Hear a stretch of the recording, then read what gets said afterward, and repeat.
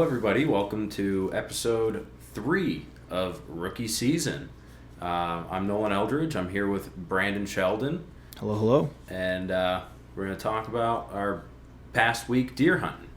So it's now November 15th, and that puts us we're in about the halfway point of rifle season here in Maine. And I had a little bit of a experience with a buck. So a little bit of a backstory. I'm hunting my property just like Brandon's hunting his. But I had some extra time this summer, and I tried to make a food plot. And it's been relatively successful. It was really good during bow season in October.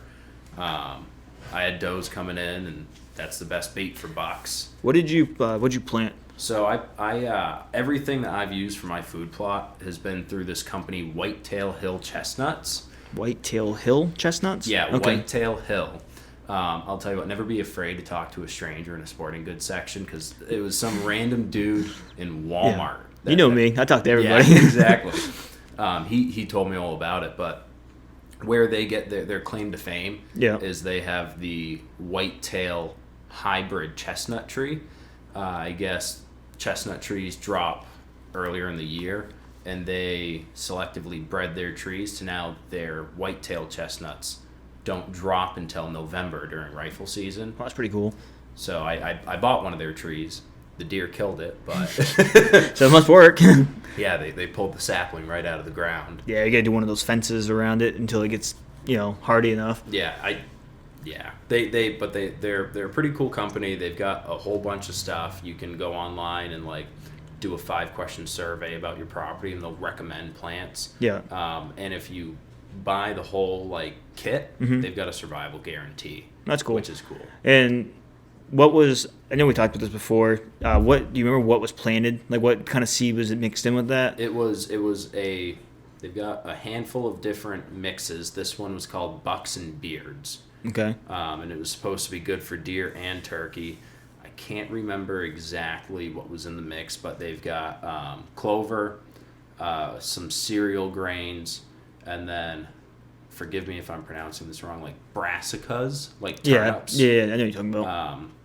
I don't remember exactly what type of turnips, but I think that's even don't quote me on this, but I think that's even your mustard greens are kind of like brassicas too. Yeah.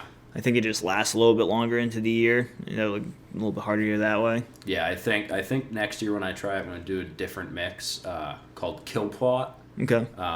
Because people have their big food plots, and then the small ones off to the side, that's their kill plot. And where I'm working with a small 30 by 30 square, that'd probably be a more appropriate mix to what I have. Yeah. But I have that, and then a water barrel. So I just cut a 55-gallon plastic drum in half the long way. Yeah. And I put that out, let it fill up with rain, and I've got a lot of pictures of deer drinking out of it.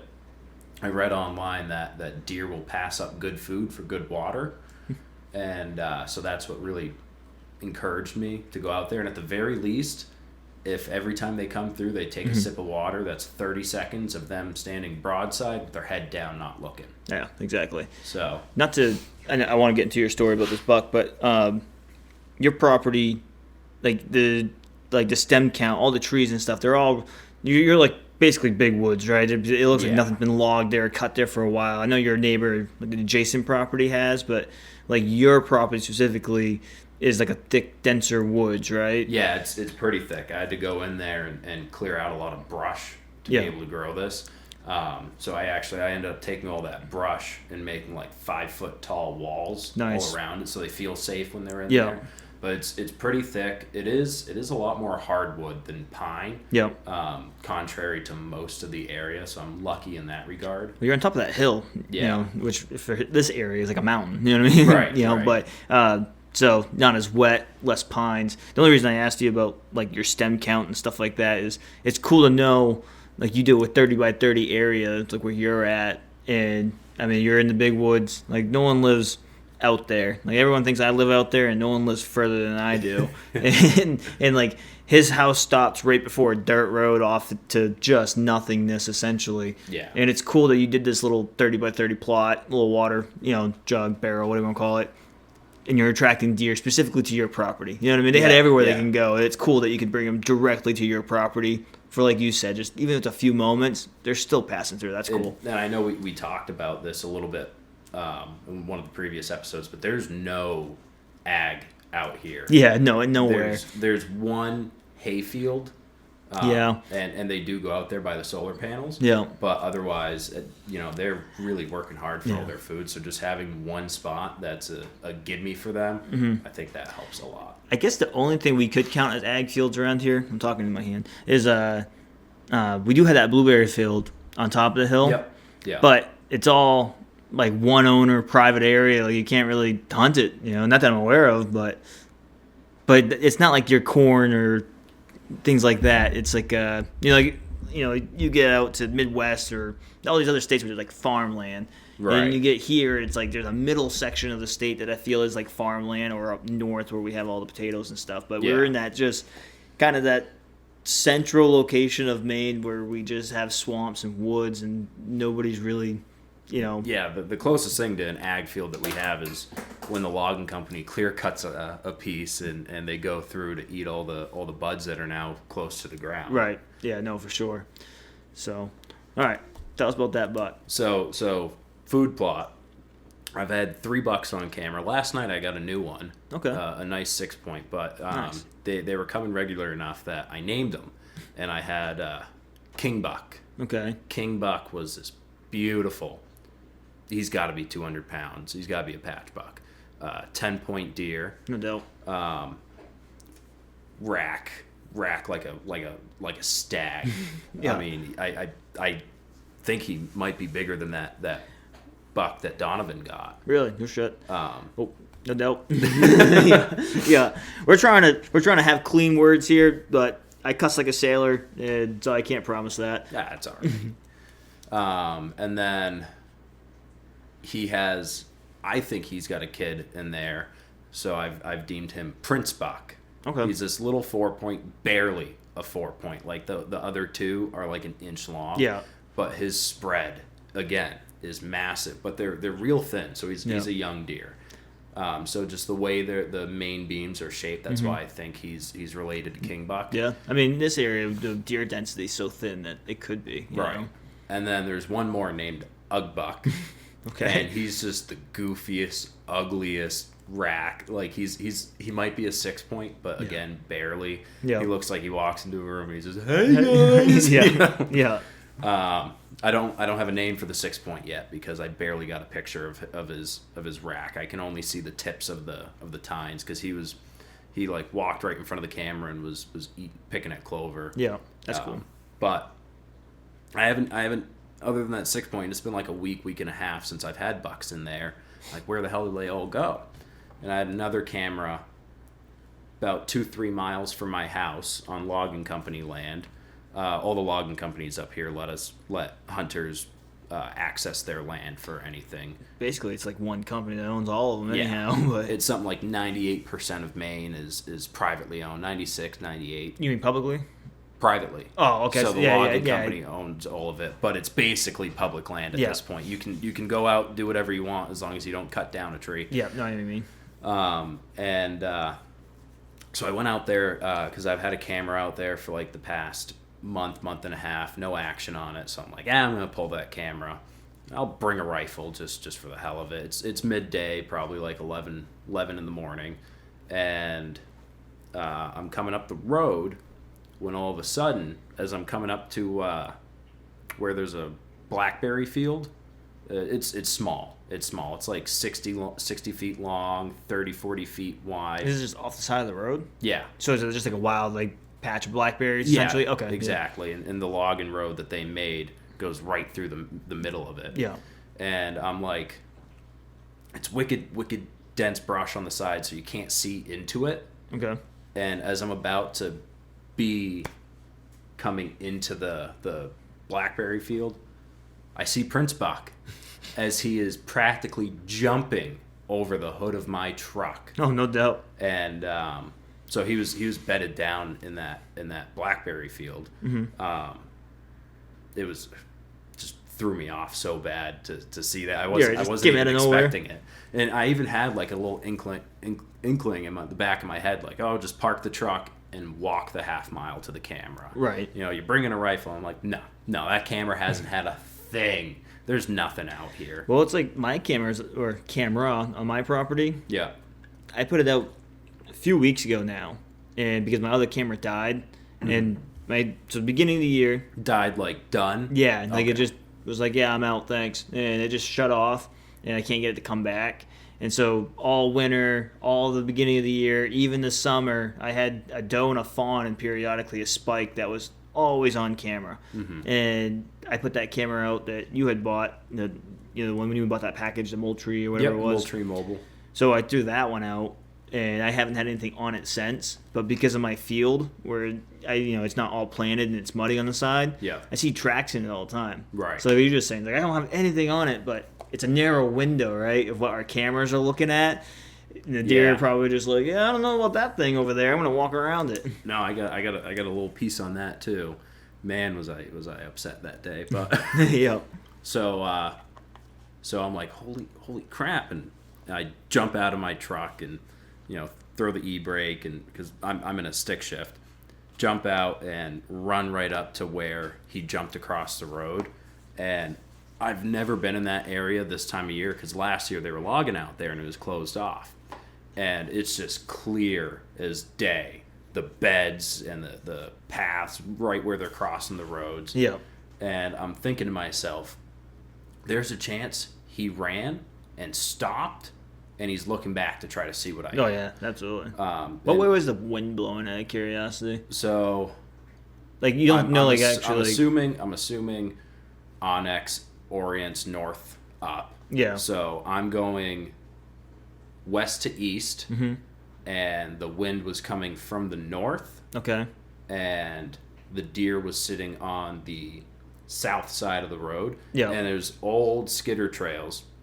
To try to describe what this area is, imagine over the course of hundreds of acres, a big finger coming into a swamp. So, and the swamp comes around the point and surrounds this entire thing. Now, it's not Okay. a small peninsula, like I Right. said, it's huge. Yeah. And But- so what is the main road down basically to the point, and you have all the trails that branch off of that Yeah. from like the skidders. Yeah. I forget what the name of those trails technically. Twitch trails. Yeah, where the skidders drive down, they Yep. grab the trees cut, and they drag it up to the main drag, and they load the 18-wheelers and go. Yeah, exactly. So that road comes right down the middle. The Twitch trails or skidder trails, So the Twitch trails are going east-west? north-south. Okay, those are going north-south. Okay. Yeah. Okay. So the wind's coming down from the north, and so he ran upwind. Yeah. And so I decide I'm gonna just quickly run to the top, because the way these roads are, there's always a bank, and you can never see over the bank on most of them, because that's just from when they build the road. They Yeah, dump they- all the dirt off to the side. Yeah, they bulldoze in a lot of Yeah. times, and it just makes those little. Yeah. So I charge right up, and I mean, without a care in the world, I was excited. Yeah, First buck yeah. I've seen hunting in a month and a half since I jumped one bow hunting Yeah. in September. You kind of forget Yeah. when you get excited like that. You kind of forget to like, all right, I got to slow down for a second. And I'm like, he's got to be here. He's got to be waiting to see what I am. And I see him just as he sees me, and he bounds away. He was ready, Yeah. like that, stanced up, ready to jump. Oh, he was waiting to see if you were going to follow him. So Exactly. I'm just trying to paint the full picture. So was the wind at your back blowing at him, or was the wind at his back blowing towards you? The wind was at his back, blowing towards me. Yeah. And so what I'm thinking, and these are some of the lessons I think I got out of this, because I was telling you earlier, I think I had a realization, but I don't know if I'm just like seeing stuff that I want to see, or if this is actually what happened. So I would imagine, because we know that bucks will bed with the wind at their back, so they can look downwind and then smell what's coming behind them. Right. So I jumped him from. I believe that, at least. I'm not saying this right, but I believe that. There was a study done in like Pennsylvania. They collared like 2,000 bucks, and that was one of the things that came out of it. Yeah. I mean, they bed up against something, so it's like, why else would they block their vision behind them? Right. You know, so, sorry, go ahead.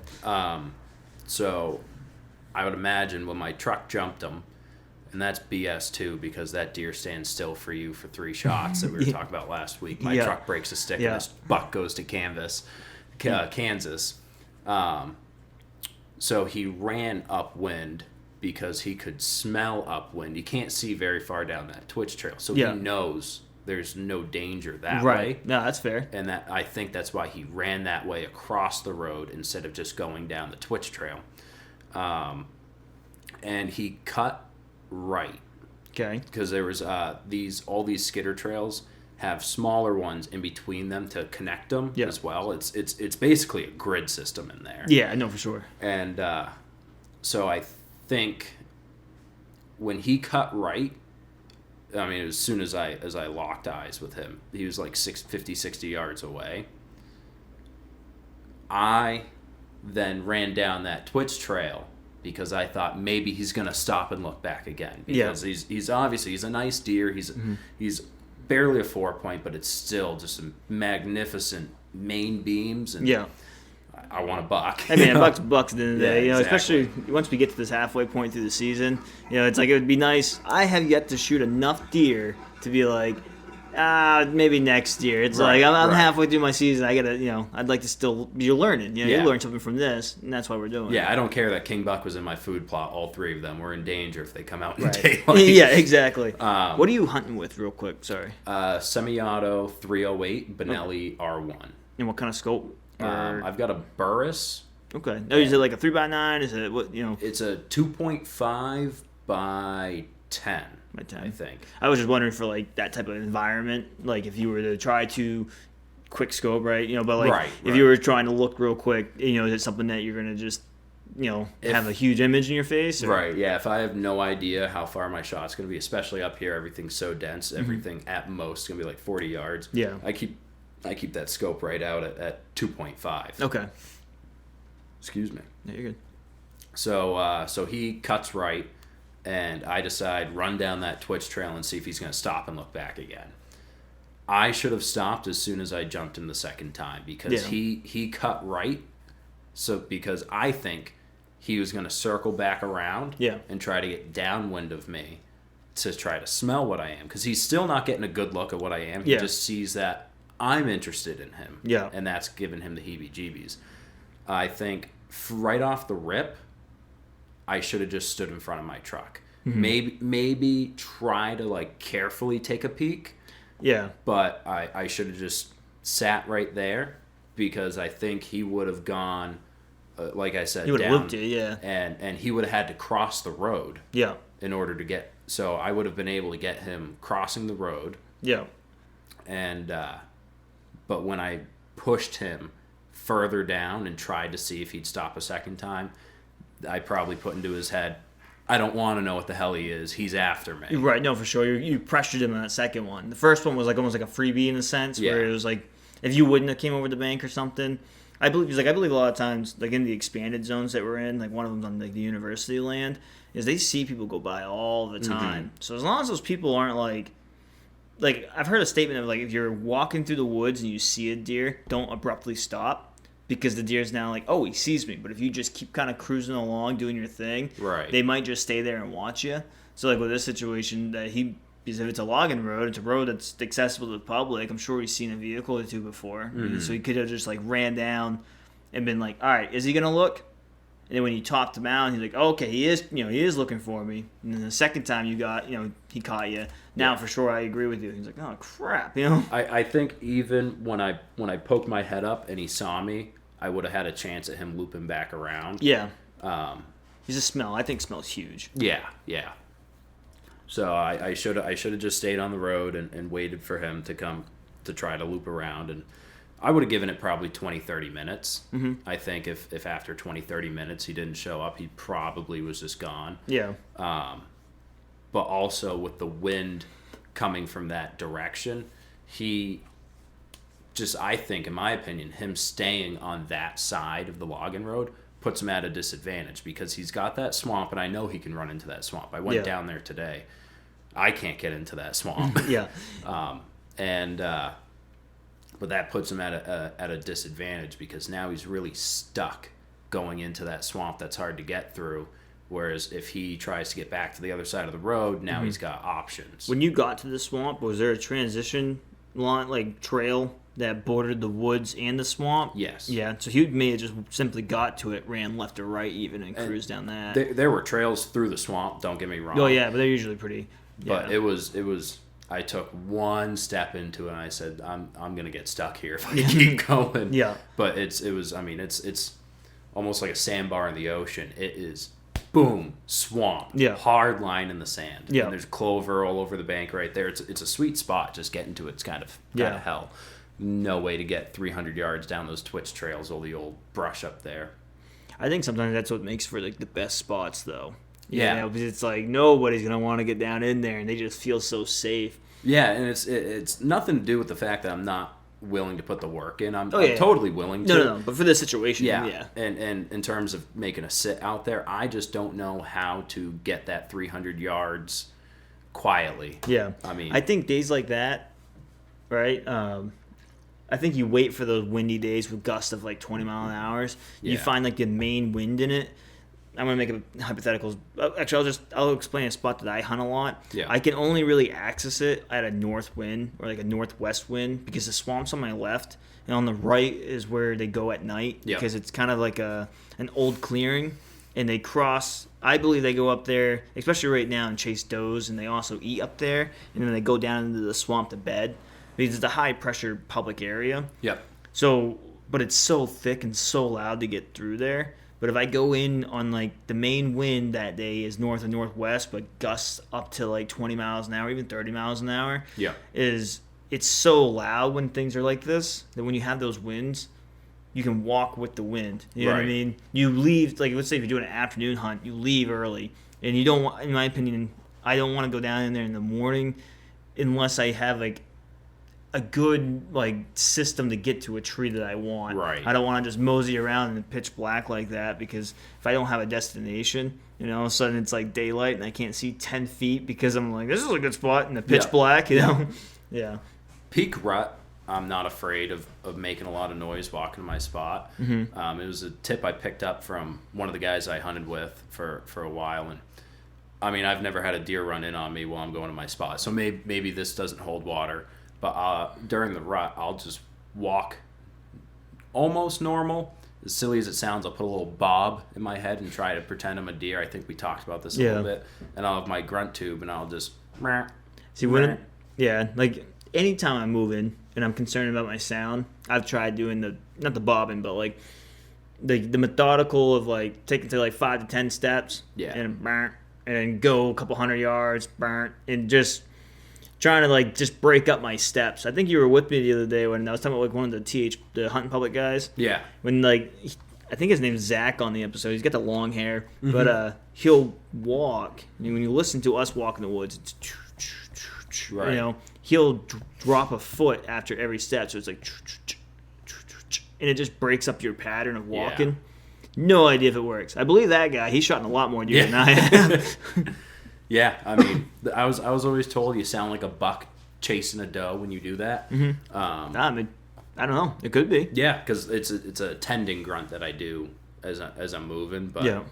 like I said, no bucks charged in on me ready to Right. fight me yet. So, but so that's what I think I learned out of that whole interaction. Of course, then I go down the rest of the way to pick up the camera and. The I think is a failed spot because I've gotten no pictures of it when just outside of its field of view, 2 scrapes and a rub. Yeah. So. And I'm just, you gotta be kidding me. I mean, this is 5 minutes from my house, Yeah. man. And I've been sitting the food plot that hasn't had bucks in it all rifle season, or it's only had nocturnal bucks, and I got this right there. That's something I'm really trying to steal out of like Dan Infolt's like information. I really like because he's a mobile hunter, bounces around, and He's now the hunting beast. yeah, Right? yeah, and I love that guy. I like that guy. Is he typically will have like several, like I say several. He's probably got like 50 different spots. Yeah. I don't, but I take as many spots as I can, and so what I do is, like. Instead of just hounding one spot repetitively, he has like a Danville has like 50 different spots that hunt, not hike. And so what I try to do is, instead of like, if I have a spot like right behind my house is a spot that every time I've gone into it, I've jumped deer. Like whether they jumped them walking in, Yeah. or whether they've caught my wind, or whatever, so be it. But it's happened to me like 4 times now. But I started hunting there at the beginning of October, and so I think that like in your situation, you have your food plot, and all your deer are nocturnal. At least the bucks are. You only hunt that one spot, right? This year, yeah. Yeah. And I know we talked about this. I wouldn't Yeah. be surprised if And I'm not saying there's anything wrong with it by any means, right? Because Yeah. I mean, you're seeing deer, so it's like, and in the rut, I think they're gonna care less, right? Right. But is like you have this other spot. You said it's 5 minutes down the road. Is now 5 minutes down the road you have those scrapes, and you said there's a rub too. Yeah. You also have that swamp. I know you just said that it's kind of a pain to get down in there, but take take spring and summer to find your ways to get down in there. Yeah. Remember what it looks like right now with like all the vegetation off, and then that way you can go in there. Even like something that Dan always talks about, and I really love this advice, is that as soon as hunting season's like done, take a poke out there, Yeah. find where the deer have been bedding right now, Yeah. and then come back in spring, and then you can either see what signs still going on, but you can now find like your trees and stuff. So that way when you get out there in October and it still has vegetation, you'll know what it looks like. Yeah. But you'll also know where those deer have been at late hunting season of, rifle, let's say. And so it's like you between your house where the food plot is, say that swamp, I'm just using that as an example because Yep. we just talked about it. And then where the scrapes and the rubs are, it's like that's now 3 different spots. Yeah. And you can make, I think that even if you're just over like a couple hundred yards, that could still be another spot, and you're not burning that whole area, right? Right. Because you're gonna come in and you find like which wind directions these things are gonna come from, the wind is coming from. Yeah. And then you can just make several different plans and then go down in there and hit them at different, Yeah. I hit this one today, I'll hit that one tomorrow, bounce back and forth, and It's tough. I totally agree with you. I think part of the reason I haven't done as much of this, we talked about it. This is my second year hunting big woods. Yeah. And when there's 20, 30 different of these twitch trails, Yeah. all in one spot, how do I pick the spot? No, I have a hard time with that. I have a wicked hard time with that. I did find an area, like I said, this is my first time being out there this time of year where the leaves and everything are gone. There's a I know Roscoe's drinking, probably picking that up, but yeah, probably a little bit. There's a huge pine tree overlooking the path. I ended up walking down the trail that buck ran down because I knew he was gone at that point. So I'll go investigate. Man, your dog is thirsty. I know. I was like, we'll just let him be. He'll wrap this up, but you all right? On the I bright think side, we- everybody yeah. loves dogs. Yeah, so. absolutely. We're good. And I mean, there's browse for them. There's some clover in there. So there's a pine tree. There's no branches starting for like 80 feet up. Now I'm not going to go 80 feet, Right. but I do think if I brought my climber out there, and I got and this might be an asinine height to go to, but like 40 feet up with my rifle, I'd have a pretty darn good look all the way down that one twitch trail and overlooking the beds. Yeah. So then that way, I can play on the wind, which way I think they're Gonna going be to coming come from. Yeah. But I can see both sides, and it would give me just a perfect view because there was a lot of track Yeah. in there. So when I find there's a spot, actually the same spot I was just talking about, where I can only access it at like a north wind or like a Yeah. northwest wind, that is very thick, and it's these old twitch trails where you have like a main drag going down through and fingers. How I kind of look at it in my head, it's like a spider web. They're all interlinked, but Yeah. they all kind of go in whatever direction it needs to go in, but you can connect all of them again if you just walk through. But it's been however many years since they've been cut, so now it is just so thick. Yeah. So how I've been trying to process it is this past year I went out and I found as many beds as I could. Yep. And so if you took we'll just call it like a 20 acre, 30 acre spot, and it's super thick like that, and on all the twitch trails it's like beat down. Well, if there's no bed right there, and depending on what direction those trails are going in, they're probably going from bedding to food. Right. And so even if it's like let's say you have 4 twitch trails in a row that spans 150 feet, but you can't see between it, any of them because usually the trees are growing up, and you just if you select one twitch trail, you're kind of locked into that Right. one. What I think I would do, just from what you're telling me and what I do from based off of this spot, is I try to find those different bedding areas. And if you know roughly where like the food is, let's say if there's going to be like an acorn drop or something like that, Yeah. is kind of make a decision of like, all right, there's bedding here. You can look at the bedding. You can tell which way the wind is coming because of the way they're laying against these trees. So if they're kind of in that bean shape and they're facing one way, Yeah. so now let's say on a west wind, if a buck was bedding here, he'd be looking in, an eastern direction, let's say. You wait for those winds and you just select one of those trails that works with the wind. So when he gets up from bedding to go to food, let's say, he would be crossing your path. Yeah. It is a luck of the draw, I think, of which twitch trail you pick, but you can see which ones are heavily used and which ones aren't. I think at this time of the year when you get out there and there's like there's a spot down behind my house right now, there's trails everywhere. Yeah. But one of the trails has several, like I'm talking probably 8 to 9 rubs, going down like a 50-foot stretch. Yeah. For whatever reason, I don't know enough about rubs. Some people say they mark their territory or they mark where the does are traveling. There's a lot of different theories. I don't know enough about it to say which one I think it is. Right. But he's clearly running that at some point. Yeah. And most of the time, I think they usually run on rubs and scrapes at night, Mm-hmm. And so I would probably set up on that if I knew where the bedding was. Right. I would get closer to the bedding. But if I'm hunting it in the afternoon, I'd hunt the other side of it because in theory he's at the food and he's going to be coming back to bedding, so he's going to come back across that trail. Yeah. So I think for like what you're saying, where there's so many twitch trails and you don't know where to even start, I think you're starting, you're behind the 8 ball for this year, that area. Yeah. No, for sure. But like you could go in there, as soon as we can hunt up to December 15th with muzzleloader. But like Right. as soon as that's done, I would go down. You could now hopefully have snow by then. Right. You could follow those trails right back to where their bed is. You can figure it out, mark it on your Onyx map, make all these different marks, and then come next year when it's thicker than hell and you can't see through there. You're like, okay, those bedding is down about 100 yards that way. I found oaks up here, or I found whatever, so be it, indicating that they're going to go that way. Yeah.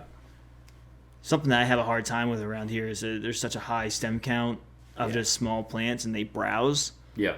But I think that's later season. I think there's just different time frames Yeah. throughout the year when they're doing things, and it's just doing the homework during your scouting.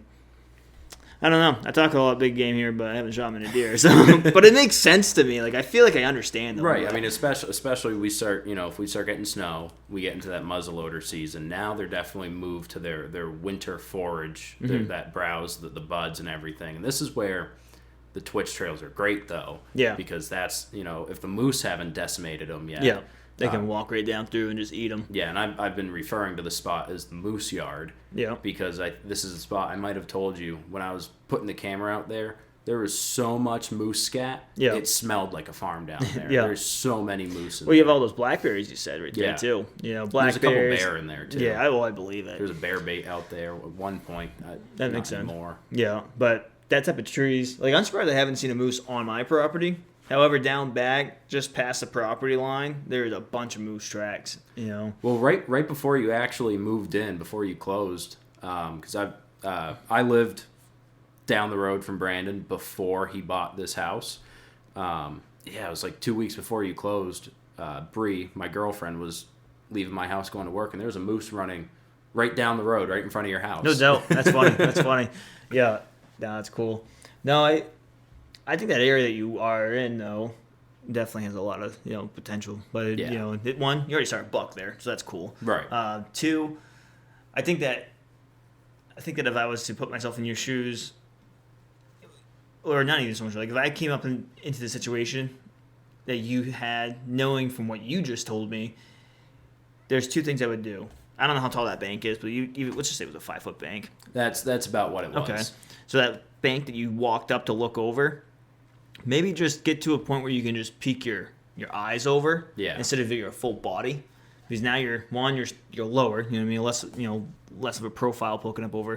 And then 2, instead of walking like directly the trail that he walked to go over that bank, come back like 40 yards and then walk to the edge of the woods. You know what I mean? Yeah. Because if he's looking back on his track to see if you came directly behind him, but you walked 40 yards down or 20 yards down or whatever, and you're coming, you're looking at a different angle.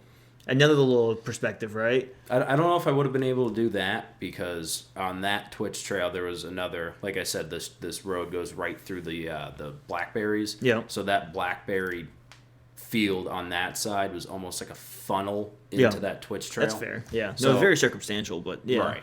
But I see what you mean, and that's a good point. Come from the different angle because he expects me to pop up right there. Right. So even if you just broke off a little, just a little bit down the road, one way or the other. Yeah. But no, I think what you observed and what you're stating that you think you learned from it is accurate, though.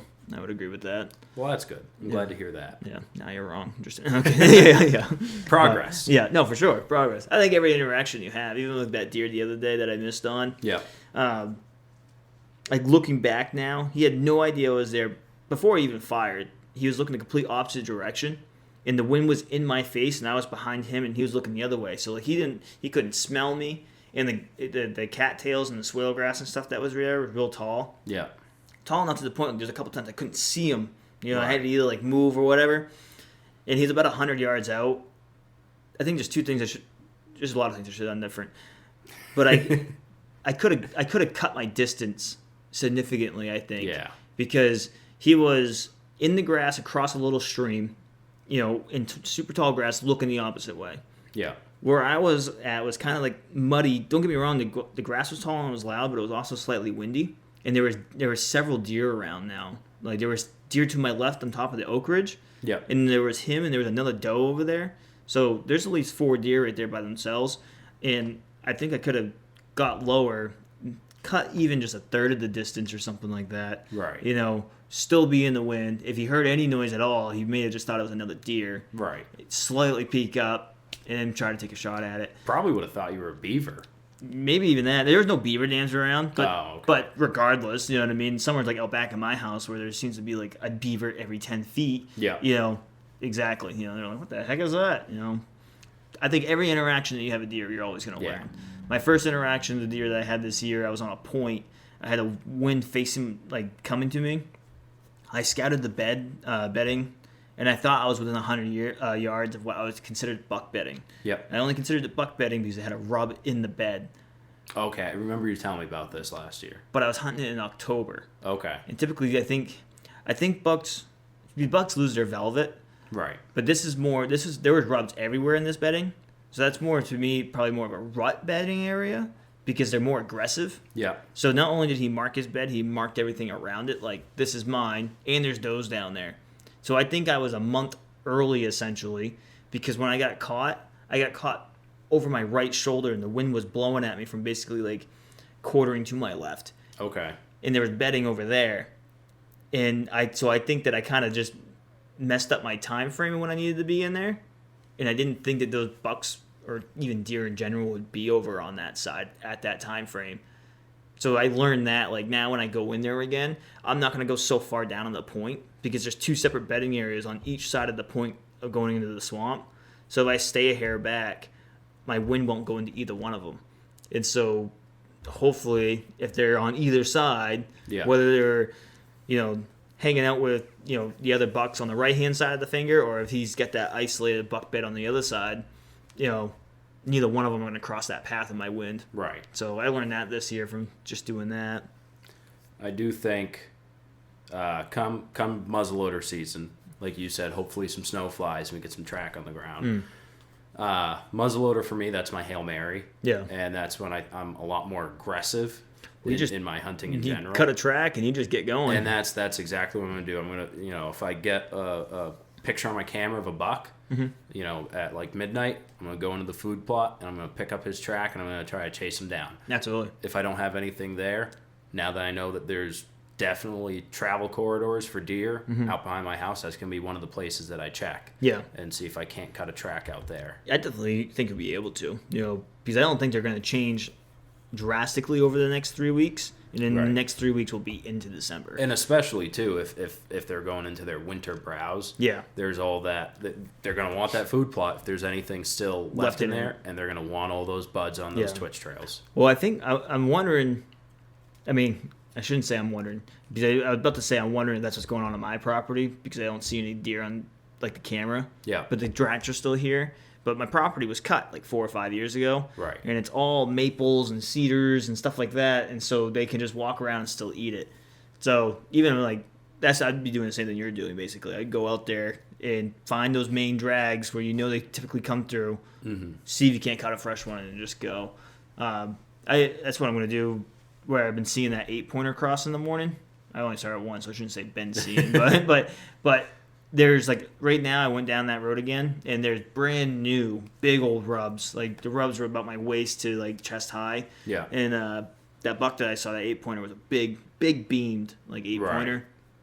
Right. I think that just if we happen to get snow, cross our fingers, I'm just gonna bring the old shotgun, and I'm not gonna be as methodical. Yeah. I'm gonna walk that edge essentially, because it drops down in, and the high side of that ridge is private. You can't go on it, and the low side of it opens back up to public. And so I think that's why they get away with it so easily, is because they're up here where it's private, and then they go back down to bedding in the swamp. Yeah. So what I'll do is I'll just find that property line, and I'm going to just walk it. First one that's coming out of that area going back to bedding, I'm just going to chase it down. Yeah. Hopefully. Yeah, I mean, definitely tracking deer. I don't pay any consideration to scent. No. Because at least now I've never done it successfully. But everything I've seen, all the videos, you're coming up on it right on its bed, or you're jumping it out of its bed and shooting it on the run. Yeah. That's why I agree. Shotgun might not be a bad idea. Yeah, I would love to. The trading post over there has a 308 pump action right now. Yep. It's about $1,300, and I just there's a 270 there as well, and that one's $1,200. And I would love to have. I'd prefer to have that over the old shotgun to a certain extent. Right. It's really thick down here, so I wouldn't mind sending a big old chunk of lead through the woods. Yeah. But I can reach out and tag further with a peep sight, 308 or 270, and I shoot a 308 as it is, so I already have the ammo for it. But I had a point there, and I'm kind of losing it. Something good, but not that good. Good brush gun. Yeah. With iron sights that you can get on something moving real easy. My dream rifle for the longest time when I was younger, I was 15, 16, and I wanted a pump action 30-06 because I'm 15, 16, so I want the biggest bullet I can get. Yeah. I wanted a red dot on it. That'd be cool. It was for that reason. And I remember seeing one. It was the coolest thing. Who was it that really made them? Was it Remington? I couldn't tell you. I know Remington did it for a while. And yeah, a lot of pump action. I think it was a Remington pump action. And looking back, anyone who's a purist will think that this is terrible. I was 16 years old, so I thought it was the coolest thing. They painted it camo. It was like a desert storm camo. It was the coolest, and it had the red dot on it. It was $600. But I was in Massachusetts, didn't have all the right stuff, and I couldn't legally even own a gun yet. Yeah. And so my parents wouldn't buy it for me. Ah. And now a pump rifle used is, like you said, over $1,000. Yeah. Yeah, when I went in the trading post the other day, so last podcast we talked about how I took 3 beautifully ugly shots at a deer. Yeah, come to find out, my scope was off. My scope was, there's something, it's floating. I don't know, I haven't figured out the pinpoint, the exact reasoning of it, but I went to the trading post the other day, and I did end up buying a new scope. One that's a little bit more, higher quality too, I would say. Yeah. Better quality. And I went back to the range at 100 yards. I grouped it what I would consider very well at, with no mount, just shooting it how I would be shooting in the woods. And then the other one I had, when I went to the range that day after missing that deer, it was not even really touching a 2 foot by 2 foot target. And it was inconsistent, too. Yeah, it was all over the place. And so now I got this other scope. I went with a Crossfire 2. Yeah, Vortex, lifetime warranty, which is nice. And then the trading post put it right on there for me. They also put new rings on. Went to the range, sighted it in, and it worked beautifully. So that makes me feel better. So, talking about that pump action, I think it would be sweet to have one of those, and I think a red dot would be nice because it just helped make it a little bit more accurate, in my opinion. Yeah. Peep shots are fun. Don't get me wrong. Yeah, I've got a peep sight on my muzzle loader. Something that's cool I've always liked about tracking is that you can, like, 'cause I've tracked it several times and I've jumped deer doing it. Yeah. That it's cool to see what they do after you jump them. Because they make those big loops, kind of like what you were talking about earlier. You think that he would have looped you. Yeah. It's like you can see it. Like when I jumped a deer up in Springfield, I think it's Springfield above Lincoln. Okay. Like I jumped that deer, you could see it running, like in the tracks. You could see it running because all the snow's kicked up and stuff. Right. You see it slow down. It came in behind like a thick bundle of brushes, and it turned and was literally behind the bushes essentially, looking back in my direction to see if I was coming. So it was looking like a little kid in my mind, just like peeking through the bushes, you know? Yeah. And when I came out from the opposite side of what this deer thought, I believe, because I had it was like a ridge, try to explain, but it was like a ridge that went up, plateaued, and then another ridge that went up to the right. And when I came up, I stayed to the left, and this deer was on the right side. And so I was trying to go wide so I could see all of the ridge. And that deer busted out of there. Mm-hmm. So it was going to loop me, and I happened to change my pattern, and it was looking one way, and when I came around, it was like, holy crap, and so it was cool to see that. Because, I mean, at the end of that track is a deer. So it's like it's cool it's cool to know, like, all right, this just happened, this is what it did. Now if you go to a regular hunting season, or like pre-snow during hunting season, we just don't get snow like we used to, so it's a little different now. It's like, they're doing the same thing. They're just they're just in the woods, just covered by leaves. There's no evidence on the ground of it. Yeah, exactly. Makes it hard. But I'm happy to get the new scope. It brought back a little confidence because I was like, I'm not even gonna hunt again. Like, not with that gun. Right. I mean, there's no doubt it was a scope at that point with inconsistent shots. You put the new scope on, you're grouping. Yeah. There was something in that scope. Yeah. And then 80. I have a bit of ADD, so I'm bouncing around. One of my points about going to the trading post is that's when I saw that gun, and I was like, maybe I'll just trade this thing. Yeah. He's like, I wonder what he would give me for it, but I didn't even ask. It was just. Yeah. I didn't need to spend the money. And what is he gonna do? Maybe give me a couple $100 off a $1,300 gun. I'm still gonna be spending $1,000. Would have been $150, $200 for. Hey, this gun is shooting. How much will you buy it for? Exactly. Because you said he brought it in and took a look at it. Yeah, right? I brought it in. I was asking him, I'm like, hey man, like, I shot at a deer the other day. I admit I had some buck fever in there, but like, by the third shot, my buck fever was over, and I was more pissed than anything type of deal. I was like, so I was like, can you help me out? And he put it on, and he was like, he couldn't really give me the answer, just like we couldn't give him the answer. He was like, if you went out and truly like shot this thing, and you believed that you shot it, and you were trying to be accurate with it, I was like, I don't think I was accurate. I was like, because when we were shooting it, we had it on a mount, and it was floating when it was even on a mount, and you would think that it'd be straight because it's on a mount, you know? So, who knows? I don't know. Got a new scope. Didn't buy a new gun. And now hopefully we can go put something down. I don't know. Now I want a pump rifle again. I want a pump rifle bad. I think that'd be awesome. Oh, it's a hard justification. I already have a semi-auto. Yeah. And I don't know. It's just one of those. It's like having a 12-gauge pump versus a semi-auto. Yeah. Absolutely, I think you can probably fire off faster with a semi-auto, but I still want that pump. No, I get it. The other thing is, I think because Bree bought me that gun, she might be a little butthurt about that. Probably couldn't do that. But I will say, in regards to a tracking gun, if you will, on the off chance that we get snow during rifle season, one thing I've been thinking about. Handgun hunting. I've seen some people who do that. It is kind of neat. Where the original thought came from was I was sitting my food plot, and now's not the time of year to be cutting trees down and changing shooting lanes. And I wanted to sit in my saddle stand. I've got my climber. I leave it on the tree out there, and I sit the same tree. And like you always said, hey, they're gonna know eventually that you're there. Yeah. So my thought process was, hey, they're gonna come into this plot, look to the right, see that the tree stands empty, and they're going to feel better. And I'm going to be on the other side in my saddle, 20 feet up. But there is only one tree that I could put the saddle on, just in terms of size, because everything's so young in there. And my left side's my strong side, because I'm a right-handed shooter. So shooting I guess, to the left. Yeah, is yeah, a it's lot easier to than swing. the Yeah, right. I see what you're saying. Yeah, So I wanted to be directly on the back of the tree, Yeah. so that way I could just lean Lean out out. like a video game Yeah. guy and get it like that. But there was a pine, real small pine, right there, and so that whole left side of the tree is off limits. So I did the check my angles, and the only thing I could do is be on the direct right side of the tree, so I can't hide behind the tree from the deer. right.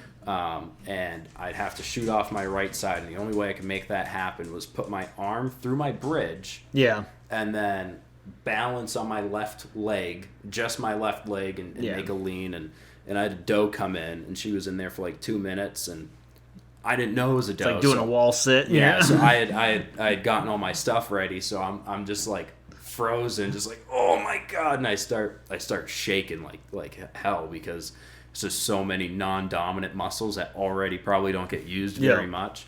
So I was like, man, it'd be slick if I just had a big revolver on a chest holster, and then I could just slide it out, and Is it? These are the areas where I don't know enough about some guns, but I don't normally buy stuff like this. Right? Can you get a stock on a handgun? So Isn't there like there's one of those legality things where it's like I can't remember what it is. Obviously not a bump stock, but like right. I know exactly what you're talking about, because like Taurus Judge, they make a stock for it, Yeah. and then a longer barrel, and now you end up with a 410 revolver shotgun. yeah, and it shoots 45s too. Yeah, I've always loved those guns. There's circuit judges. Those things are sweet. Yeah. yeah, There's a line between making it a short-barreled rifle and an AOW or any other weapon. So it's something like with a barrel length shorter of X yeah, and an overall length smaller than B yeah. is a short-barreled rifle. So I think as long as you're within those things, Yeah. because like I just like the concept of it for like control. Like, don't get me Yeah. wrong. Like the handgun, you have a lot of control with. Don't get me wrong. Right. But it's like nice to have, maybe depending on what your positioning is or whatever. I did think about that, and then I realized, well, if I'm going to put a stock on it, why don't I just hunt with my rifle? Yeah, that's fair. That's so fair. I do think you'd have to get a longer barrel to get out of that short-barreled rifle. Yeah. Especially because now we're getting to muddy water with the pistol brace thing that's going on. I'm Yeah. pretty sure that they brought them back, but Who knows? They're trying to take whatever they can take. Yeah. Whatever win they can get. yeah. So I would just leave it as is. That's why I got this thing that I'm gonna do, which is I'm gonna mount a shotgun slug on the end of my arrow, make a boomstick. No, not gonna do that. But can you imagine? Oh man, that'd be wild. Yeah, that's a crazy boomstick. Just Yeah. boom. Yeah. But so my thought was that for a tracking gun, because it's easy to get through that thick brush. Yeah. I'd have a red dot on top of it. Yeah. However, follow-up shot would be hard, because the one I'm looking at is chambered in .454. Yeah. That's a hand cannon. I Yeah, mean, it is. It shoots. The reason I want that, because I was looking at .44 mag, but the .454 will also shoot a regular .45 Yeah. as well. So for just practicing with it, you can use much less expensive. That's why I like those circuit judges, because it's like you can just put a regular 45 in those with the 410s. Right. Is it 45 or 40? I think it's a I 45. thought it was 45. Yeah, I think it's a 45. 45 long Colt, I Yeah, think. something like that. But these like if you wanted to even bird hunt with it, you could do like, you know, as long as you learn, you know, you got to get good enough with your gun, but you learn what your 410s are and what your 45 is. You're out in the woods, you see a couple partridges, you just Oh, roll it I've over. thought about that. Yeah. Just running down a partridge. Yeah, with the yeah, judge. boom, boom, and then it's like, oh shit, a deer. You just rotate it back to the other side, Yeah. and yeah, Now we think it takes those bullets. Please read a manual before you put these yeah, bullets into yeah. a gun. Anything we say, probably should just check it for yourself. Say a lot of off the cuff stuff. No, I think that would be cool. I really want to get like a 30-30, like lever action. Yeah. I don't really have a particular reason other than I just think they're cool, but it'd be Yeah. a great brush gun. That's my big thing. Is everything I hunt is Brush. brush. Yeah, it's thick, you know, and that's where I do like the 308, especially with my properties. I'm going to go out with a tractor and I'm going to brush hog a lot of these, Yeah. make a lot of trails, and I'm going to do my food plot. And when it comes time, I'll be able to actually make some decent yardage shots on my property. Yep. But it's just not happening this year, Right. you know, and so that's why, like, I have a couple spots in the swamps down back where I have few like specific trees that I can crawl up with my saddle and I can look across, you Yeah. know, and Some of them like 125 yards, which now that I have my gun sighted in appropriately, I don't mind taking that Yeah. shot, you know. But I would love to be able to get it so the property here has the food plot and I have everything going. Because they're eating the snot out of the field that we planted for the horses right now. Right. And my wife always remembers better than I do what's in that, but there's a good amount of clover in it, and they're coming up, and I think they're just devouring that clover. Yeah. So the field I can shoot, but once we actually have the horses out back, I don't think I could win my wife on the concept of shooting in the field while the horses are there. I think that would not go well. I mean, I know she's right over there. I was going to say just drag it to a different part Yeah, of the property. exactly. Then got it there, out, you yeah. know. Oh, yeah, I got it way out there. you know. What mama don't know won't hurt her, you know? You've got a grader, right, for the arena, so you can get rid of the drag marks. Oh, absolutely. Perfect. Instead of some footsteps Yeah. and a couple drag marks, Now you she's just have one perfectly level. She'll come home during hunting season. The arena's been just freshly, harrowed, and she'd be like, "You shot a deer out back." I don't know what you're talking about. I heard you and no one's idea. Yeah. But no, I think it would be awesome. I'm very excited to do my own food plot here because, especially with yours, wrapping up, looping all the way back to the beginning of this conversation. I think it's cool that it is a small food plot. And I think some people call them like hidey holes or whatever, Yeah. micro plots. And it's attracting that much attention to it. Yeah, because out there, it's like it's the only easy to grab food out there. yeah. So I think that's awesome, and that's what I want to do here because the most of the buck sign I found here is about a half mile back. Yeah. And luckily, there's that trail my neighbor has, like that dirt road where I can drive the side by side down. But Yeah. I want to be able to get and convince them to come onto my property Right. somehow. And because this spot would be sweet. I would love to build my property to be like a bow hunt, like I want to say arena, but that's not the word I'm looking for here. But Like like a sanctuary. Yeah. Deer sanctuary and bow hunting, just yeah, 30-yard shots. everywhere. exactly. Because where the property is so thick, I can go through and open up different areas. Yeah. And so instead of having like one big old open field, it would be like a bunch of like micro plots like what you got going on. Right. And then I can just get different stands and then I can hunt those with more wind because right now when I have a north facing wind and I walk out back, my scent is just being blown down into those swamps and on my property basically shaped like a rectangle on the left side bottom corner of it is where the deer actually funnel through. That's Yeah. where all the sign is. But anywhere that I sit on the property, the wind from the north blows that way. Yeah, I think that's why they come up from that way, because it's in their face. But if you get several different plots and they come from different angles now, I can hop in there on like a south wind would be nice, but I could hunt there on any other wind basically. Right. Because right now, if I wanted to hunt my property, it has to be like a south or like a straight west wind. And right now, I think it's because of seasonal change, I'm not getting those winds quite as much. Yeah, the only thing I can tell you for trying to make your own food plot is the mistake I made was I didn't rent a rototiller to break Yeah. up the soil. I know it's supposed to be throw and grow, but it would help. That forest ground has been sitting there for years, Yeah. and it's compacted tight. Yeah, so. it wasn't. Well, at least it wasn't pine needles, right? You said there's not many. It was just dirt. Yeah, no, for sure. I'd like to. Again, I have a tractor, so I kind of luck out on that front. But the one main spot, I'm pretty sure I've shown you before. There's a bunch of little stumps in it. So if I went out there and I pulled all those little stumps out with a backhoe, Yeah. luckily it's going to turn out the dirt and the soil anyways, and then I can try to go from there. Right. Some of the stuff that I think I have an issue with is there's wet spots down there where it's like I don't know how I could utilize it other than it is just wet, So it's like I think that area will be. I don't want to say I'm going to write it off, but I don't know if I'm going to be able to manually manipulate that area without bringing in fill, and I don't Yeah. want to go that far. Right. I would. Right. That area, I think I could just give them that boundary of knowing this guy's not coming in here, cruising up through there, and then getting to the plot. Yeah. That's all for next year. Yeah. Hey, we'll drop a map. Yeah. You guys will hear about it. Yep. No, that'd be cool. But Yeah, we're coming up on about an hour here, so all right. Well, we can wrap it up unless there's anything else you want to touch on. I'm good. All right. You good? I'm good. All right. Well, thank you guys for listening in for our third episode of Rookie Season. Coming next week, I'm taking a little trip. Yeah. What is it? I'm going down to southwestern Maine, kind of the Oh, geez, I can't even remember the. It was like your family area you Yeah. always gone out to. You don't have to tell like what part of the state exactly, Yeah. but yeah. And I hear good things so far because my uncle's been out there past week or two, scaring all the deer in advance for me. Nice. Yeah, that's my dishwasher going on. Trying to wrap us up. It's trying to hurry us up. So hopefully something. There we go. That's over with.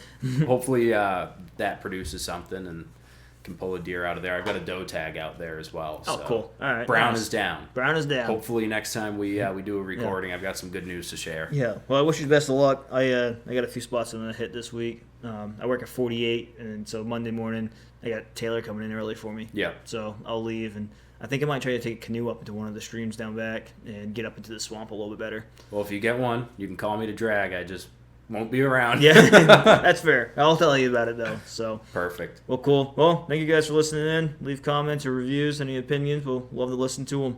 Yeah. We'll Alrighty. see you next week. This has been Rookie Season. Have fun.